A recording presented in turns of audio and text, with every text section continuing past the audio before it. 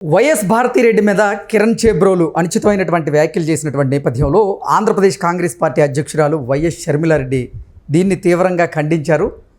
వదినకి మద్దతు తెలుపుతూనే ఆంధ్రప్రదేశ్లో ఇటువంటి విష సంస్కృతికి బీజం వేసింది మాత్రం జగన్మోహన్ రెడ్డి అంటూ జగన్మోహన్ రెడ్డి మీద చివాట్లు పెట్టినటువంటి నేపథ్యంలో ఈ అంశం మీద మనం పూర్తి స్థాయిలో విశ్లేషణ చేసుకుందాం. ప్రస్తుతం మనతో పాటు ఉన్నారు ప్రముఖ రాజకీయ విశ్లేషకులు జగదేవ్ గారు. వారితో మాట్లాడదాం. జగదేవ్ గారు నమస్తే అండి. నమస్తే అండి.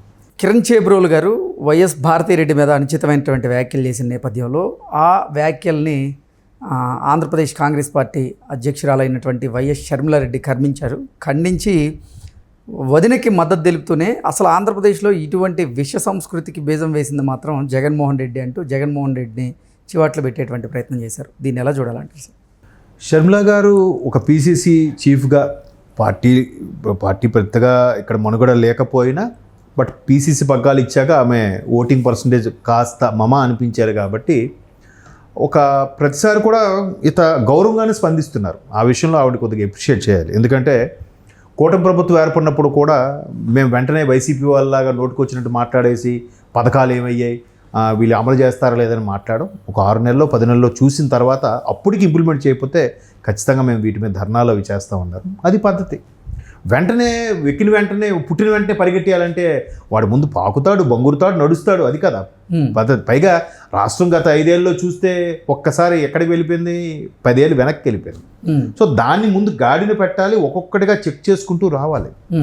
సో ఇప్పుడు మీరన్నట్టు కిరణ్ చేబ్రోలు వ్యాఖ్యలు ఏవైతే ఉన్నాయో ఆయన నిజంగా అంటే చదువుకున్న వ్యక్తి మాట్లాడాల్సిన మాటలు కావు. ఎందుకంటే గత 5 ఏళ్ళలో అలాగ మాట్లాడిన మహానుభావులు ఎవరెవరు ఉన్నారో కొన్ని 10 సంఖ్యల పేర్లు చెప్పచ్చు.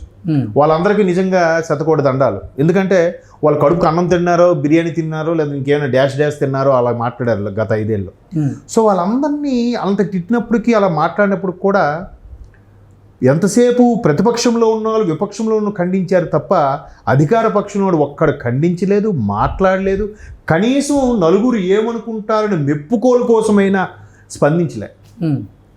సరే, ఎట్టకేలకు కిరణ్ చేబ్రోలు అనే దానికి నిజంగా టీడీపీ ప్రభుత్వం ఇమీడియట్గా సస్పెండ్ చేసింది, అరెస్ట్కి పూనుకుంది, తద్వారా అరెస్ట్ కూడా చేయిస్తే ఇప్పటికీ ఒక వర్గము ఎట్లా మాట్లాడుతున్నారంటే కావాలనే మాట్లాడించి కావాలనే అరెస్ట్ చేయించి సానుభూతి కోసం చేస్తున్నారని మాట్లాడుతున్నారు. సరే, కావాలనే మాట్లాడించారు, కావాలనే మీరు అదే చేయొచ్చు కదా. మరి మీరు ఎట్లా చేశారు? వర్రా రవీంద్ర రెడ్డి అనే వ్యక్తి ఎంత పద్ధతిగా మాట్లాడాడు, షర్మిలమ్మ పుట్టుక మీద మాట్లాడాడు, విజయమ్మ గారి శీలం గురించి మాట్లాడాడు. అలాంటి వాళ్ళు ఏం చేయాలి అంటే ఆ టాపిక్ మాట్లాడాలంటేనే కాస్త అనీజీగా అనిపిస్తుంది. కనీసం ఒక్కరు ఖండించడం కాదు కదా. పోనీ వాడు కావాలని అన్నాడో లేదంటే ఇటువంటి వ్యాఖ్యలు చేసినాడు వాడు ఎవడైనా సరే విడిచిపెట్టం అని ఒక స్టేట్మెంట్ అయినా ఎవడైనా ఇచ్చాడా? ఎవ్వడు ఇవ్వలే. పోనీ వీళ్ళు ఏదో చర్య తీసుకున్నారు అని అంటే వాడిని రుబాబు చేస్తున్నాడు, కావాలని నాటకం ఆడుతున్నారు అన్నట్టుగా మళ్ళీ వేరే పోస్టులు పెట్టిస్తున్నారు. అంటే ఇంకా వాళ్ళకి రియలైజ్ అవ్వట్లేదు మనుషులు, అన్ని వదిలేస్తున్నారు. తల్లిని, చెల్లిని, పక్కోడు భార్యని ఎవరిని నోటుకు వచ్చినట్టు మాట్లాడడం. ఆ బోరుగడ్డ అనిలు ఆయన ఏదో యమధర్మరాజు అనుకుంటాడో అబ్బా కొడుకులు ఇద్దరిని లేపేస్తా అంటాడు, ఇంకేదో అంటాడు, రకరకాల వ్యాఖ్యలు. ఇంకో అంటారు పవన్ కళ్యాణ్ 4వ భార్యలాగా 3వ భార్య. మరి ఇంకా చెప్పలేం. అంత చేసిన వాళ్ళు కనీసం ఎక్కడ కూడా ఖండించలేదు. అక్కడ ప్రతిపక్ష హోదా కూడా లేని ఒక మాజీ ముఖ్యమంత్రి భార్యని అలా మాట్లాడినందుకు ముక్తఖండంతో ఇవాళ ముఖ్యమంత్రి చంద్రబాబు నాయుడు గారు కూడా ఒక మీడియా సమావేశంలో చెప్పారు, ఆడబిడ్డల జోలికి వస్తే వాడు తనవాడైనా పగవాడని ఎవరిని విడిచిపెట్టను, అది ఎక్స్క్యూజ్ చేయాల్సిన అవసరమే లేదు, వాడు ఎవడైనా సరే ఇమ్మీడియట్గా వాడిని పార్టీని సస్పెండ్ చేయండి, అరెస్ట్ చేయండి. తీసుకున్నారుగా, సస్పెండ్ అయిపోయాడుగా.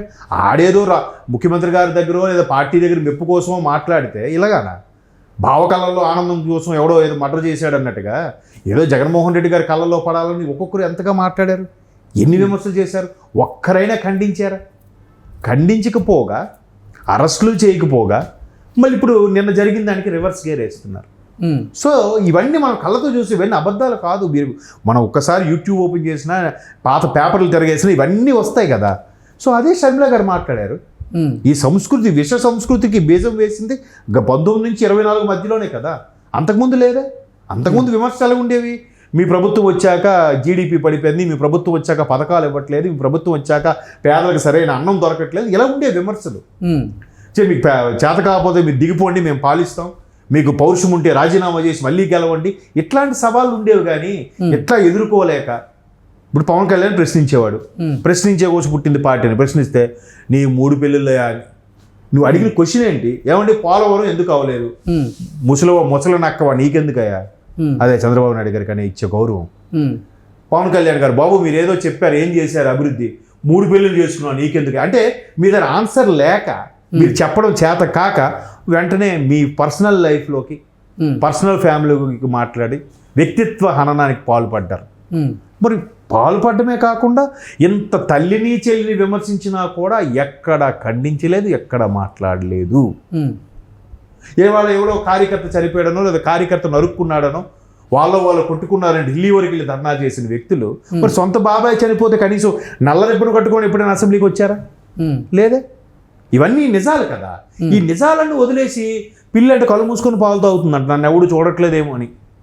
ఎందుకు తెలియదు? అట్లా ఇంత చేస్తే ఇప్పుడు షర్మిల గారు అదే చెప్పారు, నా అన్నయ్య స్టార్ట్ చేసిన సంస్కృతే అంటూ మరీ డైరెక్ట్గా అంటే బాగోదు కాబట్టి టీడీపీని కూడా యాడ్ చేశారు ఆవిడ. బట్ ఆవిడకి తెలుసు టీడీపీ వాళ్ళు షర్మిల గారిని ఎప్పుడు తక్కువగా మాట్లాడలేదే. అదే షర్మిల గారు మొదట్లో ప్రభాస్ గారితో ఏదో ఇష్యూ వచ్చిందని చెప్పి టీడీపీ బాలకృష్ణ గారి షాపింగ్ కాంప్లెక్స్ ఏదో ఉందండి బిల్డింగ్, ఆ బిల్డింగ్లో ఉండే ఒక ఛానల్ ద్వారా ఎవరో చేశారు అన్నట్టుగా ఈవిడ తప్పుగా అనుకున్నారట. తీరా చూస్తే వాళ్ళకి వైసీపీకి సంబంధించిన వాళ్ళు ఈ విధంగా చేశారని మొన్న ఎలక్షన్స్ ముందు కూడా రిలీజ్ అయ్యారు ఆవిడ కదా. సో అక్కడ తల్లి చెల్లి ఎవరని చూడలేదు వాళ్ళు. ఈ నోటికి వచ్చినట్టుగా మాట్లాడడం, నోటికి వచ్చినట్టుగా ట్రోల్స్ చేయడం. ఆ సంస్కృతి స్టార్ట్ అయింది 19కి 24 మధ్యలోనే. అంతకుముందు కూడా ప్రభుత్వాలు నడిచే, ప్రతిపక్షం విపక్షం నువ్వా నేనా అంటే కత్తులు నూరే. కానీ మరీ ఎదురు పడితే చక్కగా పక్కపక్కన ఎన్నిసార్లు అండి రాజశేఖర రెడ్డి గారు, చంద్రబాబు నాయుడు గారు ఒకే సోఫాలో పక్కపక్క కూర్చొని ఏదైనా ఫంక్షన్స్కి వెళ్తే మాట్లాడుకునేవారు. అంతేగాని ఎడమొహం పెడమొహం చూస్తే పక్క నుంచి వెళ్ళిపోవడం అలా లేదా? అది కదా రాజకీయం.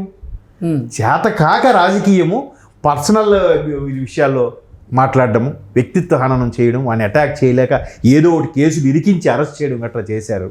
సో అవన్నీ ఆ సంస్కృతి 2019-24 మధ్యలో వచ్చింది కాబట్టి ఆవిడ మరొకసారి అదే పునరుద్ఘాటించారు.